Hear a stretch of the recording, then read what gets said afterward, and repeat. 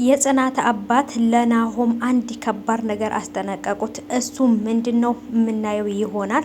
በተለይ ጽናት ውሸት እንደማትወድ ብዙዎቻችን እናውቃለን። እውነቱን ተናግሮበት ከመሸበት ማደር ነው የምትፈልገው ማለት ነው። እንግዲህ ናሆሜን ይቅር ስላለችው በጣም ደስ ብሎናል። ዛሬ የጽናት ድራማ ሊለቀቅ ይችላል ወይንም ላይለቀቅም ይችላል አላቅም። ብቻ ግን ዛሬ እስኪ የራሴን ሀሳብ ልስጥበት፣ ብዙ ኮሜንት ላይ በምትጽፉት ማለት ነው።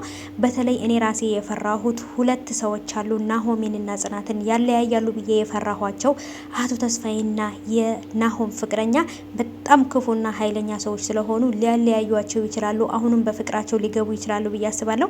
የናሆም ፍቅረኛ በጣም መጥፎና ራስ ወዳድ ሴት ናት። ሰላም ሰላም፣ ውድ የተከበራችሁ የቻናሌ ተከታታዮች እንዴት ናችሁ? ከኔ ጋር ሁሉ ሰላም ነው። ሰላማችሁ ይብዛልኝ ባላችሁበት ውድ ቤተሰቦቼ። ለቻናሌ አዲስ ከሆናችሁ ሰብስክራይብ አድርጋችሁ ቤተሰብ ሁኑ። ቤተሰብ ያልሆናችሁ ደግሞ ቤተሰብ ሁኑ ማለት ነው። ቤተሰብ የሆናችሁ ደግሞ ላይክ ሼር በማድረግ ቤተሰብ ሁኑ እና ውድ ቤተሰቦቼ ዛሬ እንግዲህ በጽናት ድራማ ላይ ተመልሼ መጥቻለሁ። ዛሬ በሰዓቱ ሊለቀቅ ይችላል አላቅም። ብቻ ግን የራሴን ሀሳብ ለመስጠት ነው የመጣሁት በተለይ በኮሜንታችሁ መሰረት ማለት ነው። በኮሜንት ላይ በተለይ የናሆም ፍቅረኛ ራሱ ወዳድ እያላችሁ ነው ማለት ነው። በጣም ራሱ ወዳድ ናት የናሆም ፍቅረኛ። አሁን በፊት የራሱ መንገድ ላይ አውላላ ሜዳ ላይ ጥላው ሄዳ በጣም ብዙና መከራ ስቃይ አሳልፎ ነበረ ከዚህ የደረሰው። አሁን ላይ ደግሞ ስኬት ላይ ሲደርስ ጠንካራ ሰው ሲያገኝ ከጎኑ ጽናትን የመሰለች ብርቱና ጠንካራ ሴትን ሲያገኝ ግን አሁንም ደግሞ ያ ራስ ወዳድነቷን መልሳ አሁንም ወደ እሱ ህይወት ልትመለስ ትፈልጋለች። እና አሁን ወይንም ደግሞ ወንዶች ማለት ወይንም ሴቶችም ማንም ሰው ካስቀመጥንበት ቦታ ልናገኘው አንችልም ማለት ነው። ምክንያቱም ልክኛ ጠለኑ በሄርኑ ሰዓትም ያነሳው ሰው ሊኖር ይችላል ማለት ነው። ያው ሰው እንግዲህ የጣሉትን ሲያነሱበት አይወድምና እሷን በተለይ ጽናትን ስታያት ከናሆም ጋር ያላትን ነገር የምታሳየው በቃ ተፈቃሪ እንደሆነች ተወዳጅ እንደሆነች ነው የምታሳየው። ግን ደግሞ በመልክም በስነ ስርዓትም በፍቅር አሰጣጥም በሁሉም ነገር ጽናት 100% ትበልጣታለች ማለት ነው። ያችኛይቱ ሰይጣን ነው ጋልቧት ያለው እንጂ ፍቅር አይደለም።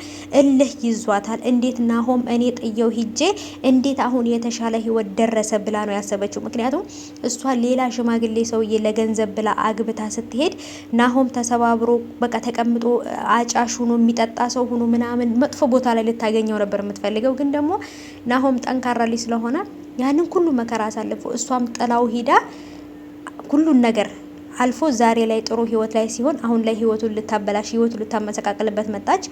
በተለይ ደግሞ ይህንን ሁሉ ነገር እያደረጉ ያሉት አቶ ተስፋዬ ናቸው። ምክንያቱም ከጽናትና ናሆምን ለማለያየት የዚች ድሃ ልጅ ጋር አብሮ መሆን የለበትም ነው የሚሉት። ግን እኮ ድህነትን ከነሱ በላይ የሚያውቀው የለም። ጎዳና ማደር፣ መራብን፣ መጠማትን ከአቶ ተስፋዬ በላይ የሚያውቀው የለም። ምክንያቱም በትዝታ የተነሳ ትዝታም ራሱ ደፍረውኛል ብላ እስር ቤት ሁሉ አቶ ተስፋዬን እስር ቤት አሳስራ ናሆሜም ጎዳና ላይ ሁሉ ወጥቶና ይሄ ሁሉ ነገር አሳልፈውታል። ድህነትን ማጣትን አሳልፈውታል። ግን አቶ ተስፋዬ አሁን ላይ ገንዘብ ሲያገኙ ያንን ማጣታቸውን ረሱት። ብቻ በጣም ከባድ ነው። ናሆም ደግሞ በጣም ጨዋና ትልቅ አይምሮ ያለው ችግር የሚገባው በጣም መልካም ልጅ ነው። ለጽናት ደግሞ ይገባታል። ጽናትም ደግሞ እንደዚህ እንደ ናሆም አይነት ሰው ይገባታል ብዬ አስባለሁ። ምክንያቱም እስካሁን ድረስ ራሱ ብዙ መከራ ስቃይ አሳልፋለች። በእንጀራ እናቷም ብዙ መከራ ደርሶባታል።